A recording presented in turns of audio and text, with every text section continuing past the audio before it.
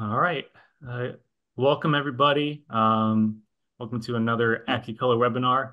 My name is Richie, and with me are the wonderful and extremely talented Andrew and Art.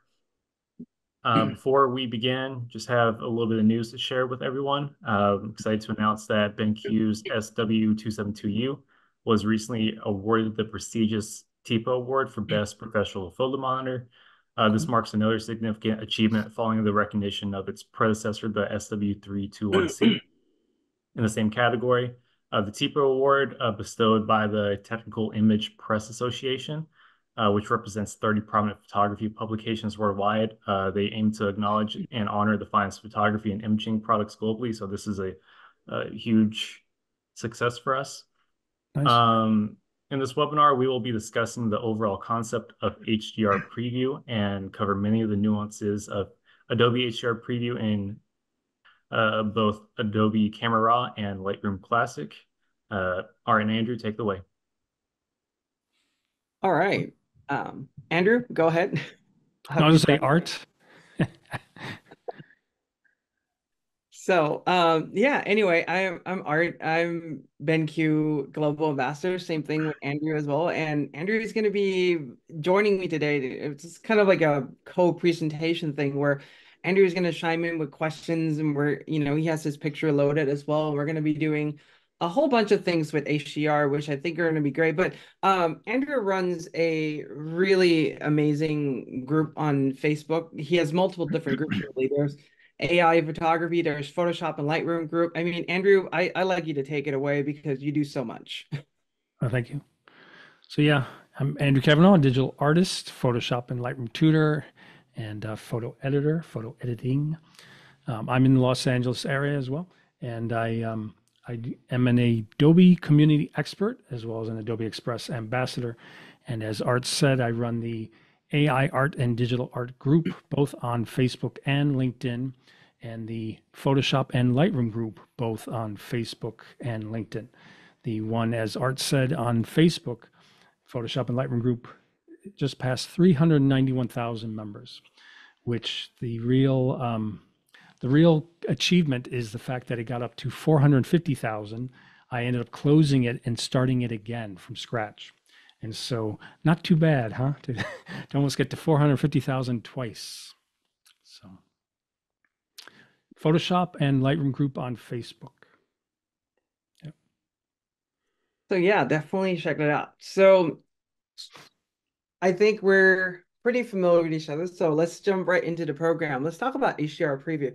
So I'm going to start out with a whole bunch of things with a keynote first. So that's the way how the program is going to go today. Also, Richie, you need to enable screen share for me because I can't do anything without that. Yeah, so while we're talking about that, I'll give you, while he's enabling screen share for me, permission right now. So what we're going to do is I'll go over a keynote on what we're going to talk about with HDR. How do we define all these terms? Then I'm going to jump into my Mac setup and show you how I set up HDR preview and everything. And what we're going to do is learn about the nuances of HDR, starting with, well, in some of these combination, it'll be Photoshop, Adobe Camera Raw. It will be Lightroom, the cloud version, which you can also run storage locally now. And I think that's like a huge thing. And then we're also going to use Lightroom Classic as well. So some variety of this, and I'll show you the nuances of all the HDR and everything, something that you might want to know about.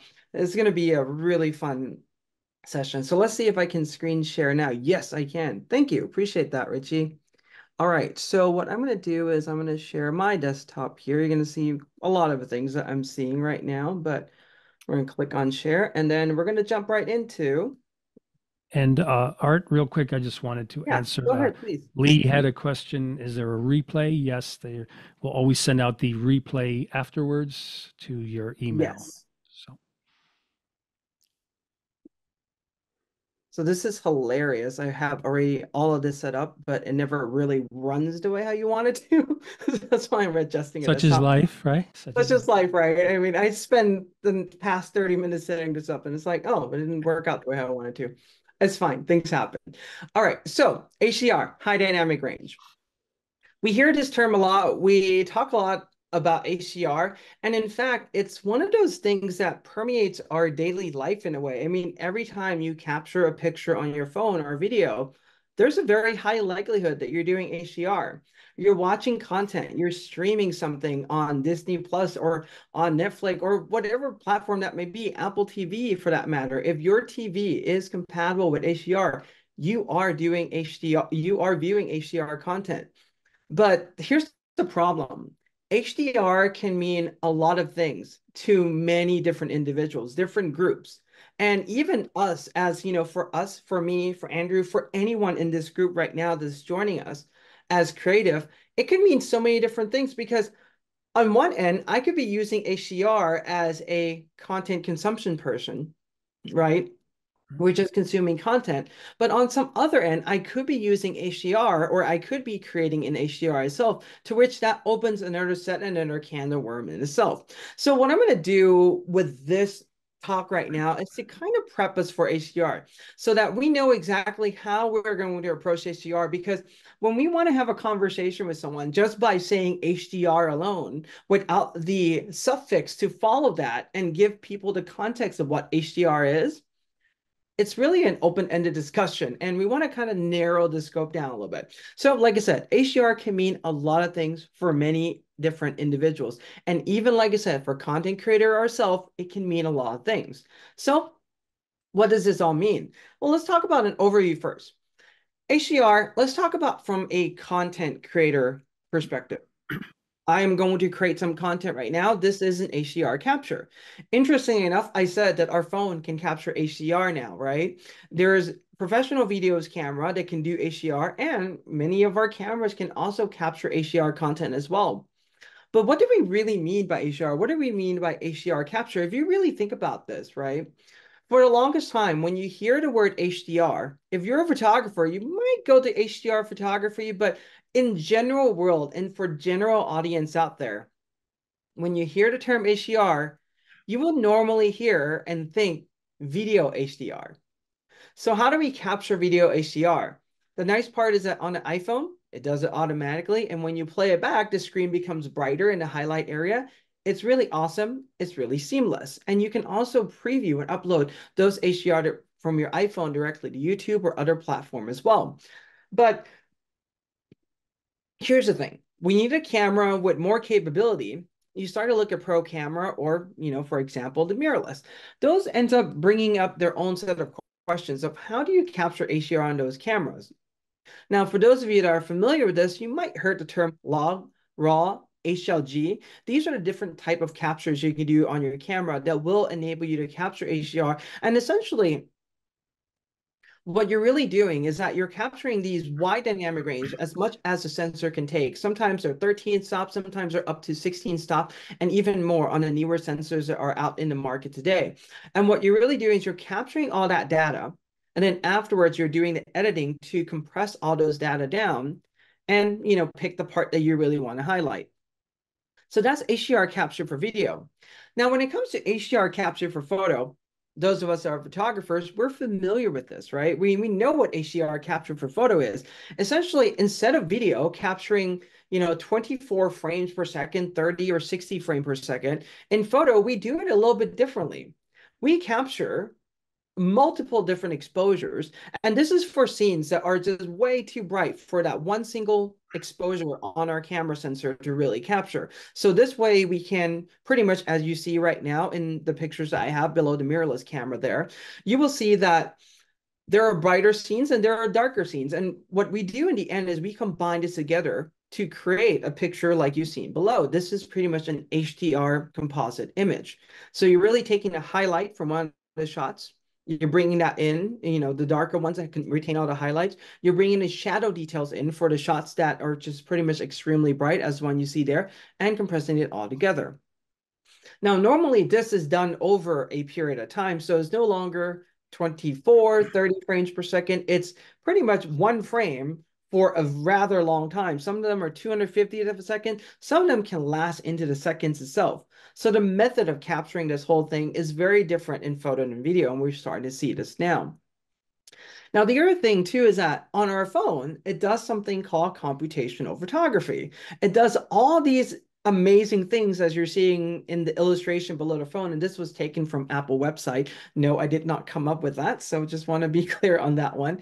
But it's doing all these things and it's pretty much layering all those in one singular file. So all these things, the computational stuff, the tonal mapping, everything is happening extremely quickly. But that is the thing that is happening on our phone. So many times what happens is when we think of HDR, right, in terms of capture, it can be on our phone, comes out as a singular image. It can be from multiple different images, and also on certain Sony's, and I also believe Canon HDR, they on Canon cameras, mirrorless, I believe, what they also do is capture HEIF in HDR as well. So one singular frame, very similar to what Apple's really doing with their phones, and you can do that on certain cameras now.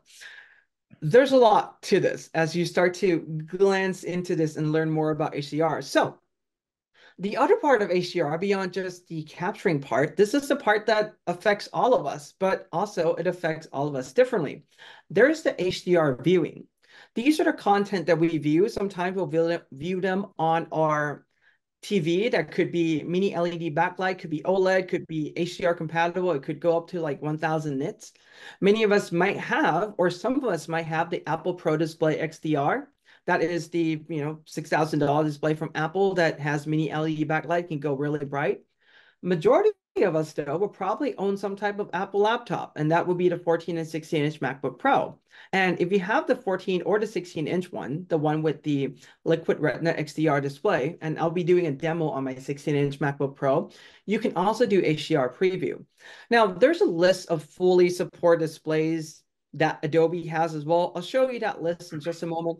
But you can use those displays with both Mac and PC to a varying degree of success. If you really want to have the best HDR preview experience, my recommendation right now is to go in and use Apple products or Apple Display, particularly the three. Pro Display XDR, which, it's really, the price point is unattainable for many of us, including myself as well, or the 14 and 16-inch MacBook Pro. Now, with that being said, interestingly enough, our phones and many tablets from Apple can also do HDR. For example, the 12.9-inch iPad Pro, which is one that I have with mini LED, you can view HDR on there as well. And what HDR does is that if you've ever seen a movie or a picture or anything in HDR before, it really pops out. But most of the time, when we say HDR for viewing, our brain automatically goes into these TV shows, these Hollywood cinematic production, and all these big productions and everything, right? And there are many more content creators now that are filming HDR and uploading HDR to YouTube, but still, we think of that as video. Now, like I said, so far it's been only for video, but the other thing too to remember is that you may have seen these terms before. For example, BenQ displays support HDR10, HLG. There are other displays out there that support HDR10, HDR10 Plus, Dolby Vision. These are the different type of mapping mechanism for HDR video, because not all displays qualify for the HDR kind of standard that, your display should be 1000 nit brightness at sustained. Most displays cannot do that. Most displays are going to be between 400 to 600 nits. So what we need then, or even our TV for that matter, is some type of mechanism to map all those highlight data down so that it can be viewed properly on our display. Now, sometimes the tone do get scaled down overall, or just the highlight gets scaled down. It ultimately depends on the technology that is using for those metadata I'm showing you right now. This is like an overview thing. We're not getting in depth into video, but then we have to ask ourselves, what about for photo? Can we do HDR preview for photos? Because we've been capturing HDR for the longest time, right? We've been either layering HDR, and remember in the early HDR days, how everything just looked really funky really quickly. Technology have gotten a lot better now with 16, 32-bit HDR and Adobe Camera Raw. You can layer them together, but it's really interesting how far we have come with this. So the answer to this is Adobe HDR Preview. And like I said, this is in numerous different programs. So there's the one in Camera Raw, which you can open with Photoshop, Lightroom Classic, and also I forgot to put in Lightroom as well, but I'll be doing demos of each image in one of these, and each of these programs, so you can see it can be done throughout any programs that you pretty much have with Adobe that are these three. All right. The caveat here for doing HDR preview and being able to see your picture in HDR is that you just need a compatible display. There's a list on Adobe website, and I think like I'll copy this link and put it in the chat pod or have this sent out as an email afterwards or something. But you can simply search, or just try to like type in Lightroom Classic HDR and you'll get the link to this website from Adobe that gives you so much information.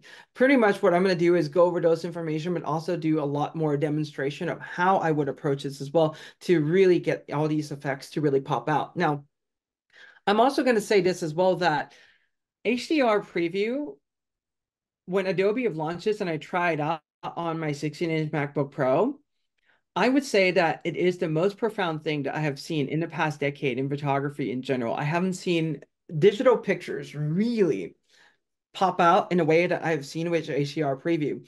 The problem right now is that HDR Preview is only on selective displays at the moment. And even just trying to export that format back into the iPhone doesn't really work quite well just yet. So if we're in the infancy of this technology, it's really cool. I like to see this technology go somewhere. I really like to see this become adopted as a standard as we go through into the future of photography. And my hope is that we do. But the pace of innovation and the pace of, adoption in the industry so far has not been quite as high as I would like it to be. And many of them might be just the fact that we're not sure how they approach this yet. And hopefully this program or this talk will go over all of those. So, like I said, HDR capture for photo, we talked about before how that's being done. But the nice thing about HDR preview is that you can do it on just a regular, normal dynamic range photo as well. You can make your picture pop. It doesn't have to be an HDR photo, but the HDR photo, I mean, it does lend some context as well in terms of higher dynamic range and all the other things. And one more thing I want to mention too is that if you have any questions about anything that I'm going over, my friend Andrew, he's, monitoring the chat pod for us. So he's going to jump in with those questions as, they come up. So please do ask any questions you may have. And also Andrew will just, we're going to be bantering back and forth with some of the questions or some questions and answer as well. And hopefully we'll answer some of the questions that you may also have also. Art, in Right. fact, Yes. I was going to ask if you could take a question now from Oscar. Absolutely. So yeah, so Oscar asked, what are the differences or relationship between HDR and HD, 4K, 8K in video? So that's that's a good question actually. And it relates into so many different topics. So what's the relationship between HDR, 4K, 8K, and video, right? That's the question, right, Andrew? I think. Yeah, Okay. differences between HDR and HD, 4K, 8K in video. Okay. Okay. So HD is just stands for high definition. That just describe whether it's 4K or 8K high definition. It just pretty much means there's more pixels that are being presented on the display. HDR itself is a type of capture. So the way how that relates to each other is that on a 4K or an 8K video, if you capture it and edit it in a correct program and done the mastering properly, those can be 8K or 4K HDR video. So essentially, it's just the way how you capture your footage for greater dynamic range. I hope I answered that question. If you have any follow-up, please just leave them in the chat pod or the question pod, and we'll continue on with that discussion as well. But essentially, HDR is just kind of a different capture that enables more dynamic range to get captured for those, 24, 30 or 60 frames per second, or even more than that for that matter. A lot of times, though, you're really pushing the boundaries of your camera and also your editing machine when you really start to do a lot of that because it's a lot of data being captured per second. All right. So my whole point here, the reason why I'm going over all these things with HDR with you is to kind of prep us for the idea, the differentiation between the various type of HDR that are out there, photo, video, and whether you're approaching this from the perspective of a creator or a content consumption, right? So the way how we go about this is going to be different and also separating out photos and videos as well. So here's the thing. When we have a conversation about HDR now, it cannot just be, hey, I want to do HDR.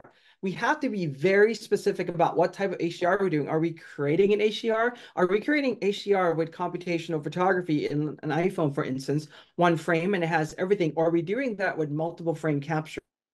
Or are we doing it video, right? And when we're doing the preview part itself, we need to specify whether we're talking about HDR for video or HDR for photo, because those are two different realm of approach, and those are two different animals. So that kind of gives us an idea a little bit about HDR, but let's do a demo. So what I'm going to do now is I am going to stop my screen share, and I am going to do this. I'm going to minimize this right now. We're going to close everything out. And what we're going to simply do is that I am going to start out with system settings on my Mac. Now, I hope that we can see here. Oh, I forgot I have to also change the one moment here. Apparently, I lost where all the zoom controls are. Let's see. Nope. I keep hiding stuff. All right, there we go. So Zoom, I am going to use USB video. Okay, so now you're seeing my screen and is tracking a whole bunch of stuff. This is pretty much an extra camera that I'm using to film my screen, because this is the only way how I can really show HDR preview to all of you, because it's extremely difficult for me to do this. I can't really do it any other way. That's why you're also seeing like, my camera settings and everything too, but that's perfectly fine. So what we're going to do is we are going to start out with Mac system settings, and I'm going to do one more thing here. Now, Art, is there a way to zoom in on that panel? Yep, I am working on that right now. Give me just a moment. There you go. Okay. I think this should work now. Did that work? Nope.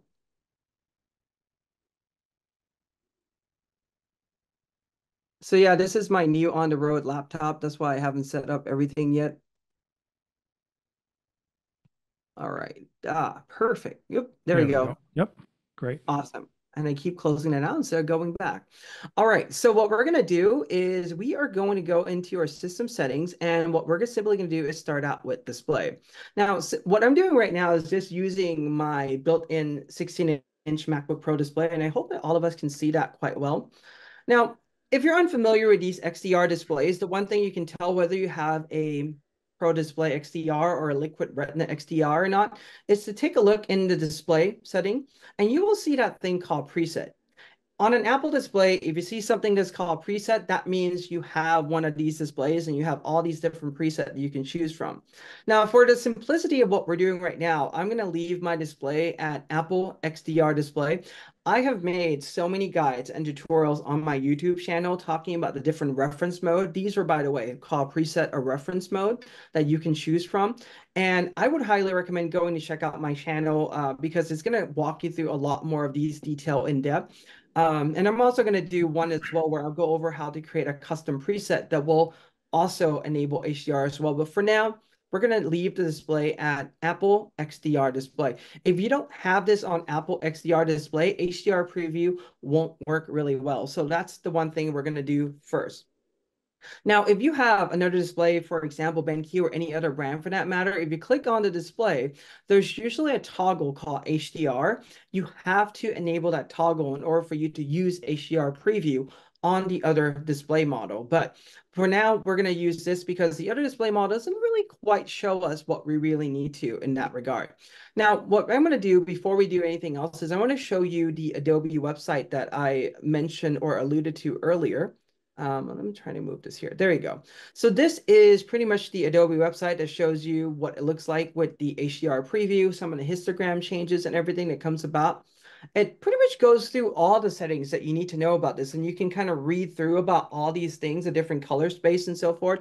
Like I said, I'm going to give you more of an overview of this today so that you're more comfortable going in it. We're not going to go into too much of the nitty-gritty details, but if you do have any questions, I would say by all means, please share them.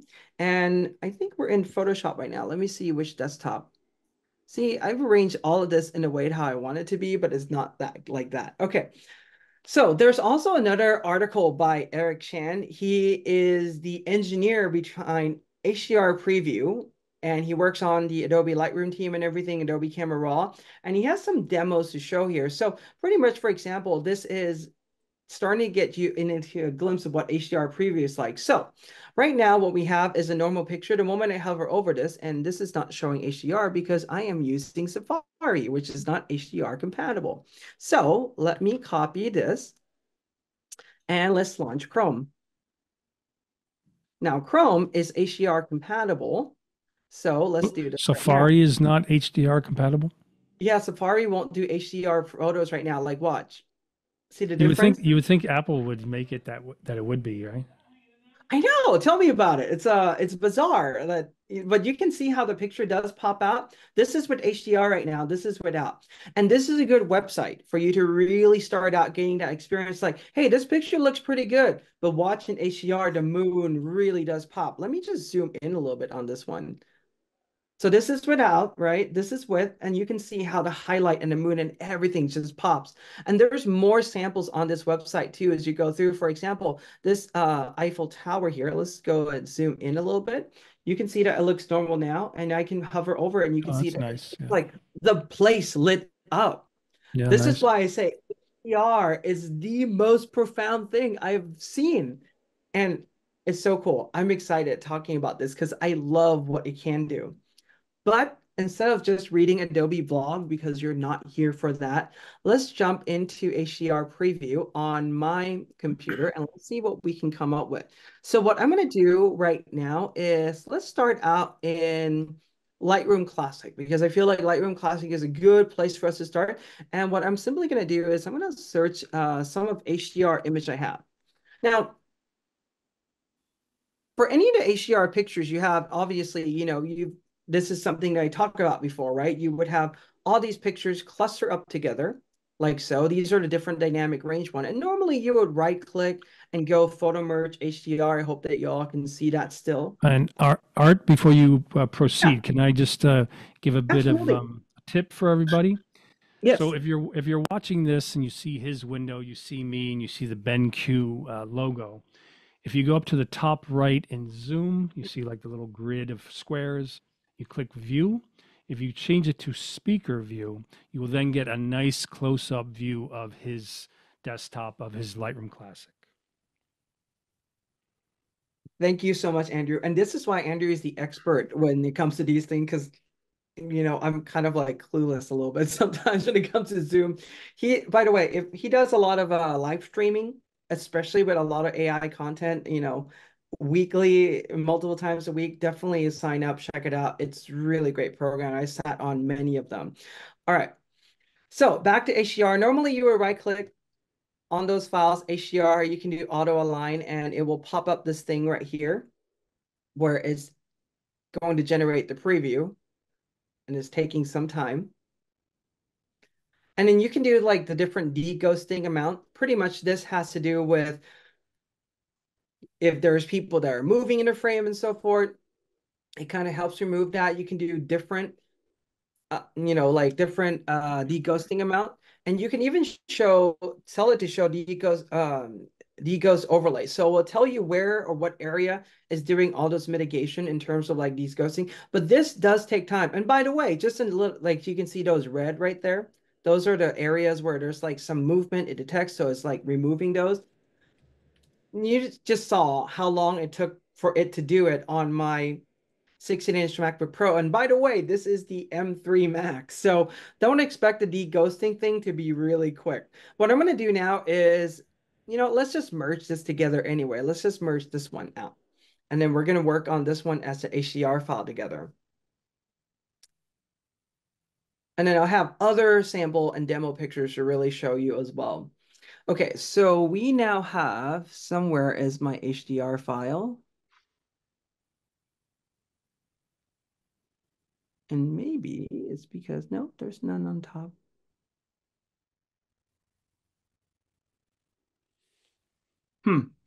I don't see my DNG file. Okay, very interesting. Let's disable that keyword. Huh, that's 9 files. It's supposed to produce a DNG file. I don't see it. Oh, it's right there. Huh, the one time it didn't stack it together. All right, that's fine. Okay, so Jumped this in is pretty again. much my file. It looks dull. It looks boring. This is still a normal mode. I'm going to go and develop, and I'm going to play with this file a little bit. So I'm going to pull the contrast up and make this picture pop. And you guys are probably like, what the heck is he doing right now? That doesn't even look that good. So we're going to slowly I'm going to bring in some of the highlights, some of the shadow back. In fact, we were able to brought back so much of the highlight in the sky right now. And for most of us, I mean, I'll even go in and like do tone curve, by the way. I'm just really adjusting all these basic sliders. And if you've taken my Lightroom class before, I do these extreme slider adjustments just because they're much quicker for me to do and they work in majority of a situation. But another thing that we're going to be spending a lot of time on is tone curve. So if you have used tone curve in Lightroom, in Camera Raw, in pretty much Lightroom Classic, they're pretty much all similar. There's the parametric curve that you can see the highlight showing up there that's forcing you to go through this in certain directions. But there's also these things. You can adjust each individual color, but I'm going to do the overall. And this is what we call the point curve. And we're always going to start out with linear at the bottom there. And this is going to give us a lot of control. So what I like to do with a lot of my pictures is that if we go up, and I'm going to collapse the basic panel here and zoom up a little bit more. There we go. If we see here, notice how like we still have some room in the highlight, right? So a lot of my pictures, instead of going in there and just using the highlight to slide things up, the reason why I don't like to do that as much because highlight tends to throw away a lot of these details. Or excuse me, exposure tends to throw away a lot of details in the highlight. So what I do instead is I adjust the picture where I like it to be. And notice how there's still some room on a histogram on the 255 end of things. And what I end up doing there is I would click on this little dot and I would just literally move it in, making sure that the dot itself, the point curve, stays at 255. Now, if I show you before in picture of before and after of this picture, which I should be doing that with virtual copies. So let me just show you a quick one right here. And I'm going to do a survey view, and this is comparing side by side. Now you will notice that the one on the left, this one right here is the one that I've gone in and adjust the curve. And it's going to show you a picture that pops out slightly better than the other one. Let me know. I'm going to see if I can adjust the exposure on the camera a little bit so you can see a little bit better there. Hopefully that works. And again, this is hard to demonstrate as we're doing this, but we're going to make this work. Okay. So now that we have that picture, what I'm going to do is I'm going to create another virtual copy. By the way, that's Command apostrophe. If you're wondering, essentially it's just making another version of your file and the rendering preview and so forth. So what I want to do now is go back into the basics and we're going to take a look at this thing right here called HDR. This is the HDR toggle. And when we have an HDR picture like this, you can toggle that on and notice how the area in the sky, like right there where my mouse is moving around right now, notice how when I toggle HDR, that just pops out right away, right? This is kind of what HDR can do. Now, you might say like, Art, you're really only doing that? Like, that's not a big deal. There's more to this. But let me show you one more thing. Let me talk about one more thing before we go over HDR Preview. Now, in Lightroom, what you can do is go into Lightroom Classic, or if you're on Windows, you can go into Edit, Preferences, and it's pretty much just on the top of your screen there. So I'm going to go to Lightroom Classic, Preferences, and if you're on Windows, it's Edit, Preferences. I'm going to go into Preferences. And let me zoom out a little bit here, and I'm going to go in under preset. So in the second tab there, preset at the very top, there's this option called enable HDR editing by default for HDR photo. So if you check that button, anytime you merge a photo together in HDR or you bring in a single file that is captured, from your iPhone, for instance, or Canon or Sony camera as an HDR, HEIF, it will automatically enable HDR preview. Now, I don't have this enabled on mine. Like I said, I think this is really cool technology. It's really awesome to see where your picture can go, but it's not fully adopted everywhere just yet. So what else can I do with this? So I click on HDR. There's a couple of things we need to know about this. So let's go back and dig into this a little bit more. So with HDR enabled, there's a couple of things. Once I do that, you will see that my histogram on the top corner of the screen there changes right away. See that? Where this is our normal histogram, and when I go to HDR, it changes things a little bit. Where now there is the SDR, standard dynamic range, and now we have the HDR histogram. This HDR histogram is really cool, and it tells you the different bars you see there. Like in this first zone, this is like 1 stop, 2 stop, 3 stop, and like 4 stop. And if you scroll down on this a little bit, beyond just toggling HDR there, there's also the HDR limit. You can set whether your screen has the full limit or like one stop. If I set it to one stop, see how it just stops there? This depends on the overall screen brightness that you have. For example, there's no correlation, and I haven't been able to read an article on the correlation of this, but one stop, my guess would be like maybe HDR 400.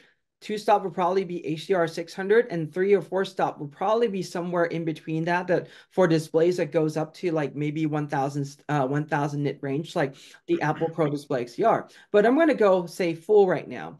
And once you do that, there's another button right below, a checkbox that says visualize HDR. So I'm going to do this, and I'm going to click on visualize HDR. And what this is showing us is that these are the areas of the picture right now that are considered to be in HDR range, meaning that if you export this out as a normal file, this won't show in HDR. But what you can simply do in that regard is that you can also do this as well. There's this thing called SDR rendition setting, preview for SDR display. So I'm using HDR preview right now. That works really great. And oh, by the way, one more caveat I want to go over about HDR preview too is that it only works in develop module in Lightroom Classic. If you go into library, it just goes back to a normal photo. There's no HDR preview, but when you come in to develop, the HDR preview will be enabled again. So just a little FYI there that it's not readily throughout the program.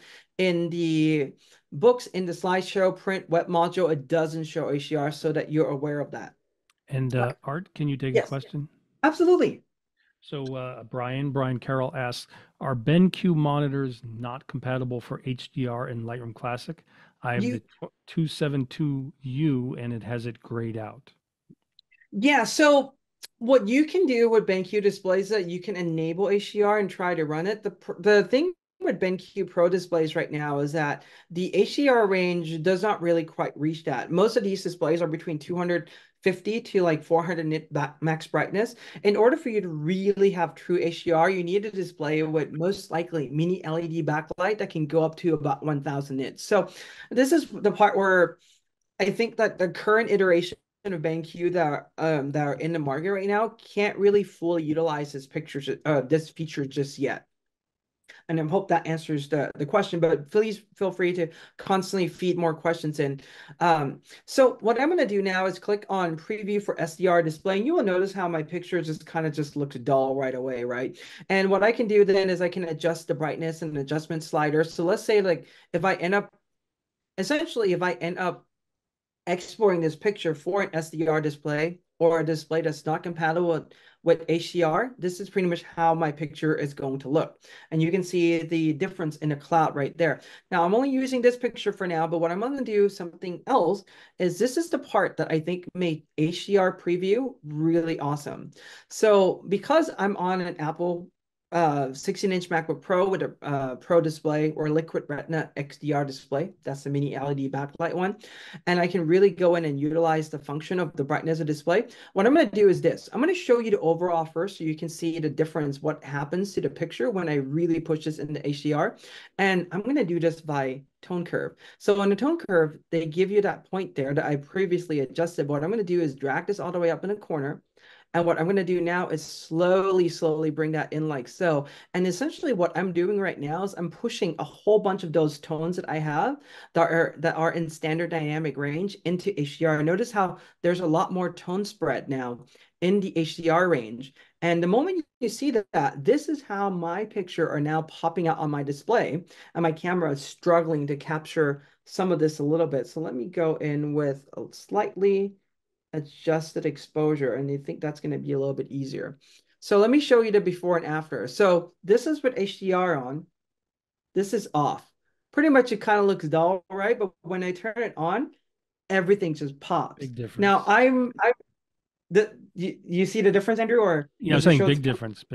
Yep.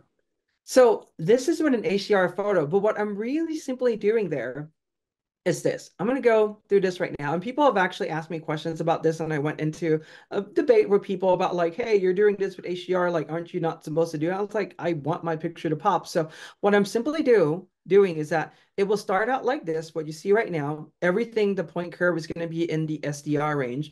And what I'm going to do is just drag that point up all the way to the top. And I'm going to do the same method I've done before. And notice how the histogram right there, the very top, a lot of these tones now, the red and everything else is really getting pushed into. And I'm going to actually do this. 1 second here. Let me hide that. There you go. And what I'm going to do right now is that push all these tones, especially the red and everything, into the HDR range. Notice how even on just this corner, the sky start to really glow. This is the way how I saw that scene with my own two eyeballs. I can now see it again in real life, in post, on my computer screen. And so This. it Go seems ahead. like the reality is that because it's HDR, when you move it that far over, it can handle that and has a nice expanse and nice glow to it. Whereas if you were to do that type of same movement on a regular photo, it would blow it completely out, right? Art? Not quite. That's a Really? really great question. Thank you, Andrew. So what we're going to do is this. So this is an HDR merge, right? So, okay, life is good. But let's do this one here. So this is a shot that was captured in Big Sur, and this is a single picture. This is not an HDR. This is an enhanced DNG, but I can even, the reason why I do enhanced DNG is to reduce the noise, but this is not an HDR shot. Notice in the tag in the name, there's no word that says HDR whatsoever. So what I'm going to do now is this is a single shot. This is something that I mentioned before that you can do HDR on even just regular picture like this. Now, where this picture is going to pop is in this area right here in the sky in the middle. I'm going to enable HDR right now. And you will notice how like, see how the roads and everything just kind of lights up. It's kind of like having your picture, you know, on these translucent material and have the light just shining super brightly behind it, Right you on a know. light box, right? I know exactly. It's really cool. But I'm going to enable HDR right now, and you can see some changes on the picture.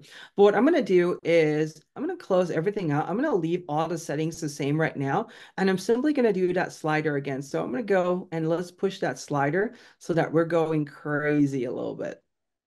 Now, notice though, if you've gone too far, you start to really push the tone. And I'm like, yep, this is washout. We don't want, that kind of look on our picture. But we can push it about this far. And I think this looks amazing. So I'm going to do this is with HDR on. Well, obviously off doesn't look good anymore because I pushed the tone into HDR so much. But essentially, like with on and off, you can see the difference. And next one, I'll do a virtual copy. But you can see one of the things. In fact, let me do a virtual copy right now. And I can show you with HDR and without. There we go. Let's go back to this one. This is with HDR. Notice like the stars in the skies. I'll just show you that. I'll zoom in close on that one. This is HDR. And this is pretty much without HDR. Like it still pops, but it doesn't have that, these stars are pretty much just glowing at night, right? This is how you see the shot when it was captured. And so yeah, to answer your question, Andrew, you can definitely do single shot HDR as well. It doesn't necessarily have to be multiple shots. For example, I'll use this one. This is a picture. And again, this has been enhanced to reduce noise, but that's all that I have done here. And this is also a single picture. I'm going to take this into the develop module, and I made a virtual copy of this array. So this one, I am going to enable HDR preview, and not much have changed. So the nice thing about having the full HDR in the beginning is that if you capture something in HDR, there's going to be greater dynamic range. Things are going to pop up right away. This not popping up quite as much, but let's see, using the method that we have done before, can we change the way how this look a little bit? So this is the normal picture, and I'm going to actually just make this Aurora Borealis shot. Really just pop that. And by the way, the camera's not capturing the detail in this screen where my mouse is hovering over right now, but I do see full detail in there, and it looks like really a super strong neon glow. So let's back it up a little bit. There you go. Now, if you want to see before and after, this is the before. Looks pretty good, but it's kind of like, maybe a little bit dark or dull. But when I do an HDR, everything just pops. Yeah.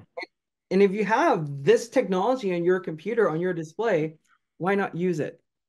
But go ahead. I was gonna say, can you take a couple questions? Yeah, absolutely. Will the HDR look will the HDR look actually show up when you print the image or just the original look of the file? So basically, That's another a way of really saying is monitor only, or can it also be shown in print? The answer to that, and I've tested this already, the answer to that is that so far, based on what I'm seeing, it's monitor only. That's what I thought. I've tried to do it where all the details shows up in a highlight like that and try to export the file and get it to print. Although this was just literally a quick experiment that I was doing, I was not able to get that to fully show up in a way how I really wanted it to.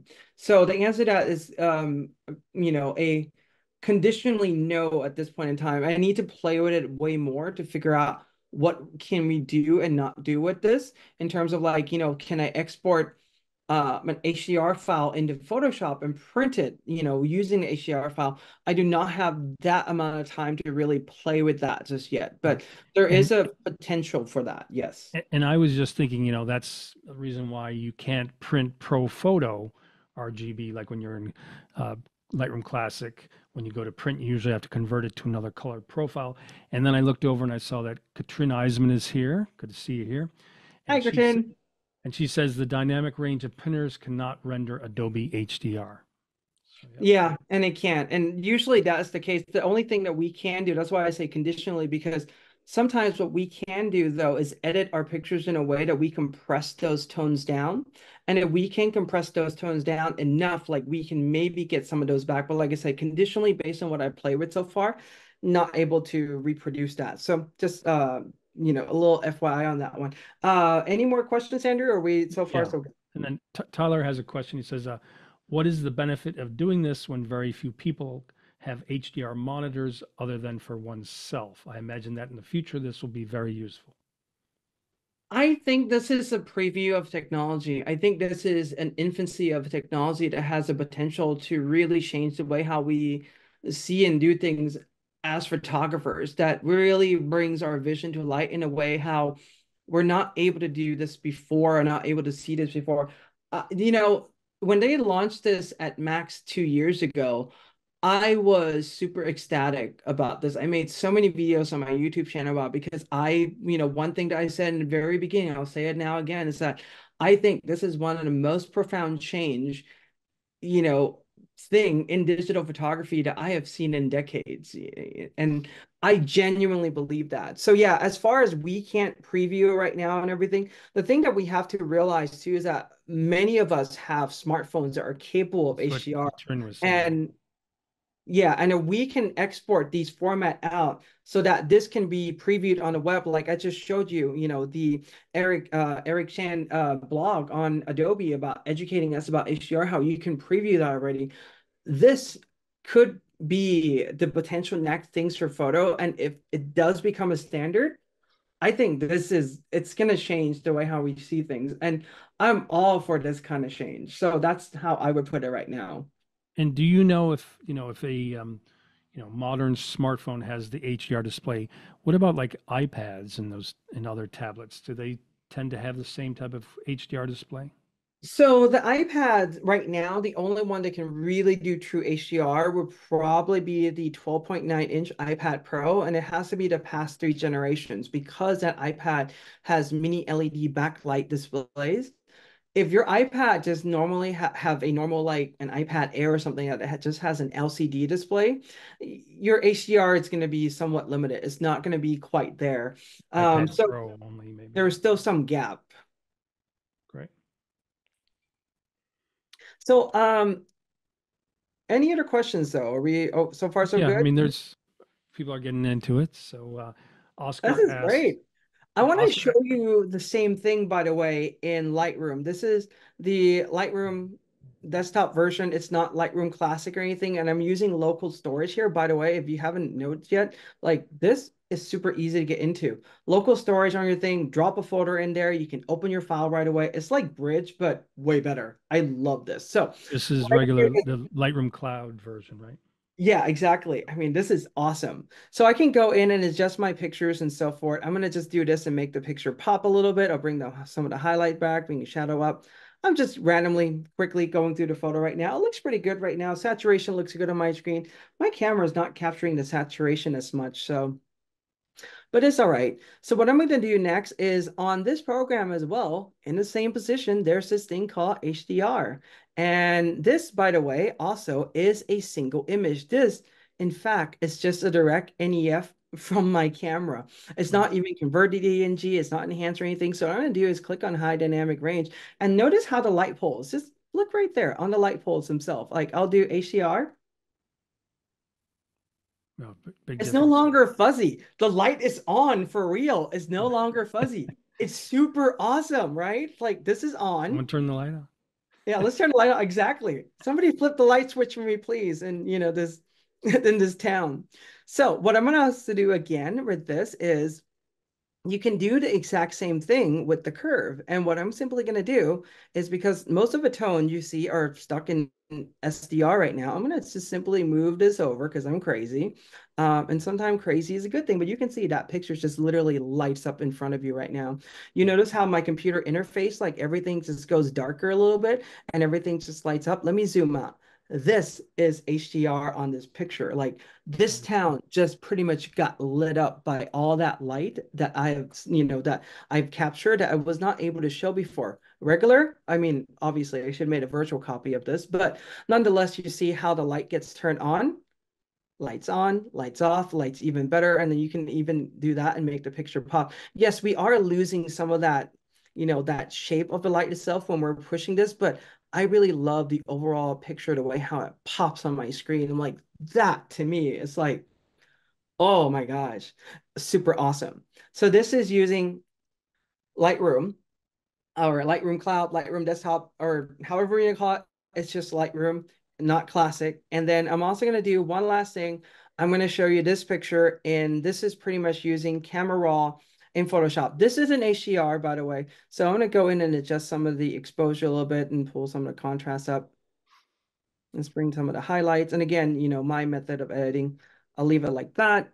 So with this is using Camera Raw in Photoshop. And I can come in and just enable HDR and it's telling me to start my tour. But you can see how this guy pops on this one. See, when you have an HDR picture that's proper, compliant HDR, high dynamic range, things just pop. What I'm going to do though is before I do anything else, I'm going to go into curve on this right now and point curve again because point curve is a really powerful tool. And I'll simply drag this up right there. You can also see the histogram, although this is a little bit lower. I'm going to move it up so we can kind of see a little bit more. And I'm going to just drag this out. Notice how there's like a lot of room there that's not being utilized right now. The red's only peeking up where my mouse is right now on the screen. Hopefully you guys can see that in the histogram. Yep, looks I'm good. just going to simply drag this out just like so. And now we can have the sky pop out even more. Oops. So let's zoom out. So now this is what it was before. It looks pretty good. I can make the sky even pop out even more than that. Let's just like maybe about there. So I'm not throwing away the red tones so much. You can make your picture pop that way on your screen. And to me, I don't know about you guys. I'm hoping that I've done a good enough job demonstrating this because this is extremely difficult to capture on camera. But once you play with this, once you see this technology in person, for me, I would love to just, edit this way all the time, right? It is so awesome to view your picture and have, for once in this very long time, 2, 3 decades of us, going full digital, more like really two, that our picture really pop out in a way that it's like we're there. That's the best way how I can put it. And can I clarify something for Tyler? Tyler has a question. So first he says, any idea if Capture One is utilizing this yet? And I would imagine they do have HDR, but he I also says, how about within Photoshop? And I was gonna say, this is within Photoshop. This is in the filter, Camera Raw, right? Yeah, this is a Camera Raw. This is using Camera Raw. This is the Camera Raw plugin itself, not so much the filter, but you can export these as HDR. I believe it's HDR TIFF and HDR PSD and take it into Photoshop and utilize this in Photoshop as well. As far as Capture One goes, I haven't heard any news and seen anything about HDR and Capture One. I can tell you right now that it's been there in Adobe product for a year and a half now, and it's really awesome. And they're only getting better, supporting more displays and that are high dynamic range in the 1000 nits with mini LED backlight. So that's kind of where we are with this technology right now. Let me see if there's another picture I can show you guys. Let's take a vacation. Let's do this. So this is an HDR. This will be a good picture to show us this HDR preview. So I'm going to make a virtual copy of this, and let's go take this picture onto HDR right now. I'm going to preview it, and you can see how I brought a little bit more details in the sky and everything. You can kind of notice that picture pop out a little bit more. But again, I'm going to do the things that I always do with tone curve, and just let's take this to the next level, push majority of those tones into like HDR and just make this picture pop. I am back there in Tahiti again, where this one, it looks good. I get the glimpse of like, this is like the essence of Tahiti. This is kind of like, oh my gosh, my eyes are feasting on the fact that I remember the sight and the sound. If I only play an ocean wave right now, I'm like, yep, I could close my eyes or I probably want to leave my eyes open, but being able to see this pop out this way is really awesome. And Katrin says what I imagine you would also agree to is she says, be warned, after editing in Adobe HDR, going back to SDR is disappointing. Oh, huge deal. I totally and wholeheartedly agree with her assessment on that. It is. That's why, I want more display companies and more technology, and more backbone technologies to support this, because I think this is just absolutely cool. And it's just mind blown to me anyway. So I'm going to stop my screen share right now. Let's see if I can do that. And then I'm going to change this back to my normal view so we can have a conversation. There we go. Hi, I am back again. Great. Hey, fantastic job, gentlemen. Thank you for such an informative demonstration on HDR. We did have a couple extra questions come in. Let me Mm-hmm. pull these up. Okay. So, do you think you can get similar results just using shadows and highlights in Photoshop? No, it's not the same. It's not the same. With HDR Preview, what you're really tapping into is your display capability to push the tones up to 1000 nits. The shadow and the shadows and highlights and so forth, what those are global controls for the picture in standard dynamic range.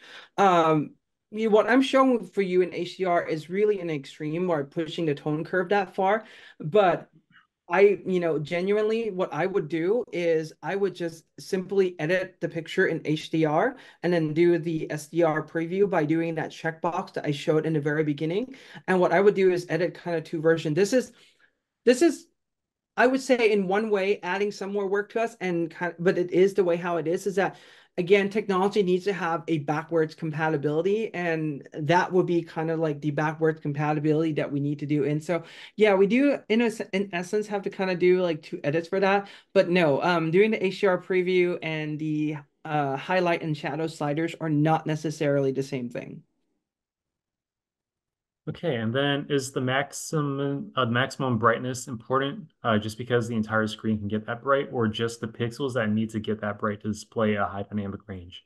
So the way how Apple have implemented this, and I've been testing this a lot, is that only the pixel that needs to go that bright will go brighter. On other displays, if you have a display with either OLED or mini LED backlight technology, they would go selectively on the pixel that needs it only. If you are on, for example, just a regular LED backlight, for example, Apple 27-inch Studio display, it will pretty much light up the entire panel. There's less control over that because there's just one unifying light throughout the entire display. There was a second part to that question that I escaped my mind. Can you remind me that again? Yeah, is maximum brightness important just because the entire screen can get that bright, or just the pixels that need to get that bright Ah, to gotcha. display the high dynamic range? So HDR in both photo and video is really defined at about 1000 nits or higher on the display.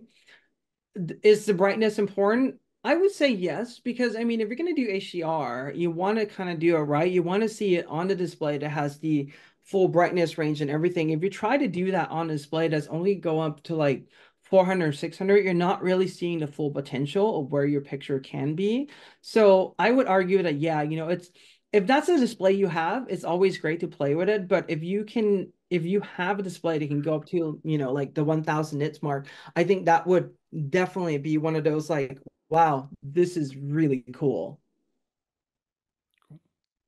Okay, so are you editing photos twice, one for HDR and one for SDR, depending on the use? And that's kind of what I was alluding to earlier, answering that question is just you would do the HDR preview, excuse me, the SDR, standard dynamic range preview, edit those. And this way, like when you export as, the file format, JPEG, XL, whatever, you can actually fall back to that because I believe my understanding is that that compatibility, the SDR would get built into it. But if you didn't check that, it would just be the HDR format. So you kind of have to do it based on the source you're really going for.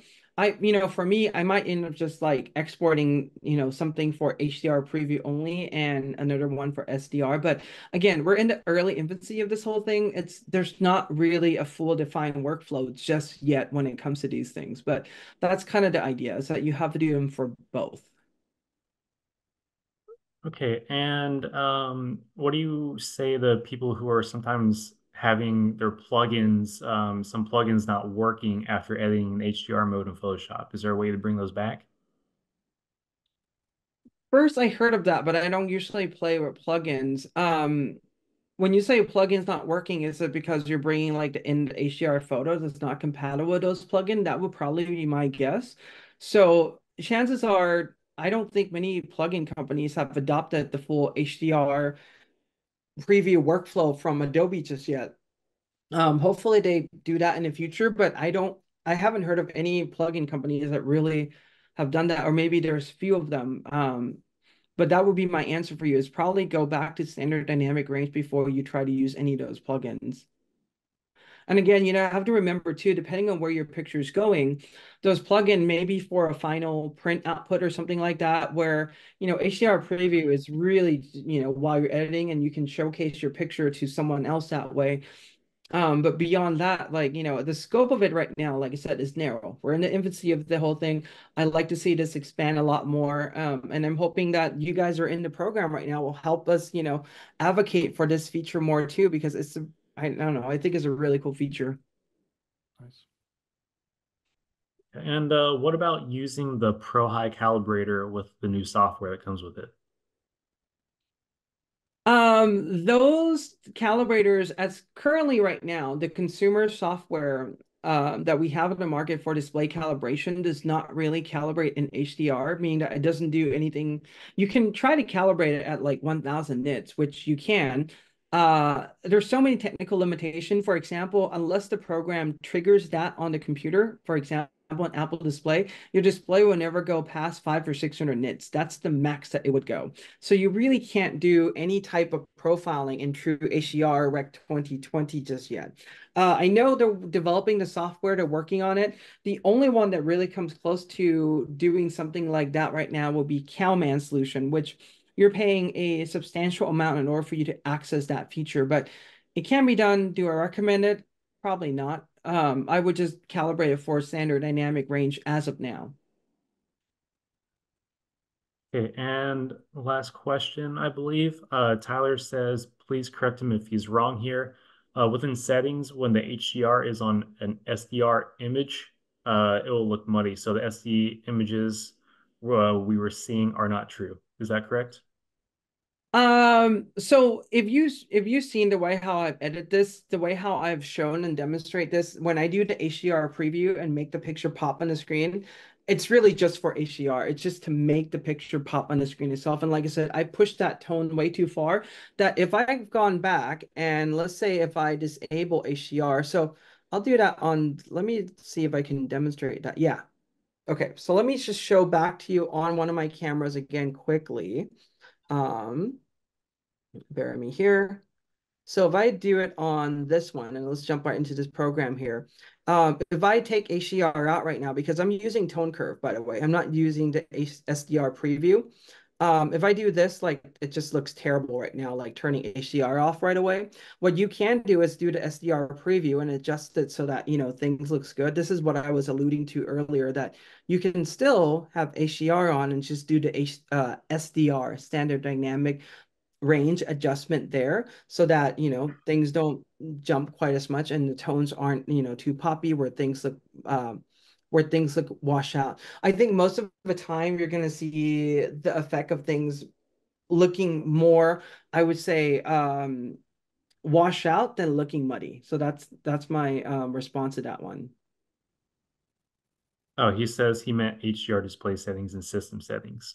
Um, On Apple displays, no, it won't make the display look muddy. On some BenQ displays, it doesn't make it look muddy. On what I've been noticing though is that on the SW display, when you have the HDR settings turned on, it does make the display kind of look really grayed out because it's waiting for that type of signal to come in. It's one of those things that it's in lockstep, and I don't think it's as let me simply put it this way. I don't think HDR, there's not really a big standard on it right now. Everything is all over the place. And that's also part of the reason why, too, when, I mentioned in the beginning that when we talk about HDR, we need to do this with extreme specificity of what we mean. Because even in just this conversation, I appreciate that this happens so that this is a good learning moment for all of us, that we need to really define, like, are we talking about in settings? Are we talking about in Lightroom, in our editing program and everything? Like, we need to be very specific when we talk about HDR, because it's not just HDR. It could mean so many different things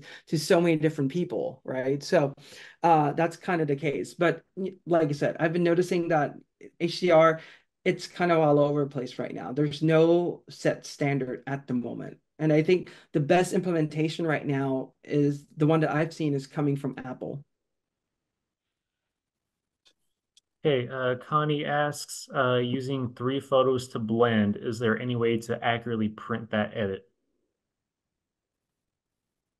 3 photos to blend, yes, but if you're trying to do the HDR preview, then maybe not so much. You're not going to be accurately able to print that. But if you edit and compress the tone properly down in standard dynamic range, you can print that without any problems. I don't see any issue with that at all. Okay, And and sorry, there was go one ahead. question from Dan about the Tahiti picture. Yes, those are DNG files that were captured with a series of exposure from light to dark to get the full dynamic range. And yes, they were using the right click merged HDR in Lightroom Classic on that one. So yeah, those were DNG that was created from multiple exposures in HDR. And I have a question too. Yeah. If you set the settings on your Mac for HDR and then you set them in, say, Lightroom Classic and for Camera Raw and Photoshop, and you work on a little bit HDR and then you kind of move on and you don't work on HDR for a while, having those settings on won't affect the regular kind of tonal corrections you make or anything to other images, right? It's only if you choose like HDR preview that you're fully accessing and utilizing that, correct? That's correct. And that's also part of the reason why in system preferences in Lightroom Classic, and to an extent Lightroom as well, I don't enable the HDR, turn any HDR image, or excuse me, turn on HDR preview for all HDR images. I don't have that enabled by default.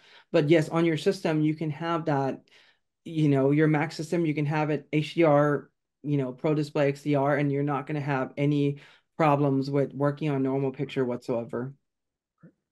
Great. There's caveats. There's more qualifying things for to that statement, but as a general, to answer that question generally, yes, you're absolutely correct. Okay, I think that about wraps it up. Thank you, gentlemen, for your time. It was a tremendous, just such a tremendous demonstration on HDR. I personally learned a lot from it, and I can assure you a lot of other participants have as well. To everyone who joined, we'll be sending out a recap email where you can rewatch this recording anytime you want. So thank you to everyone for attending, and we hope to see you next time. All right, thank you.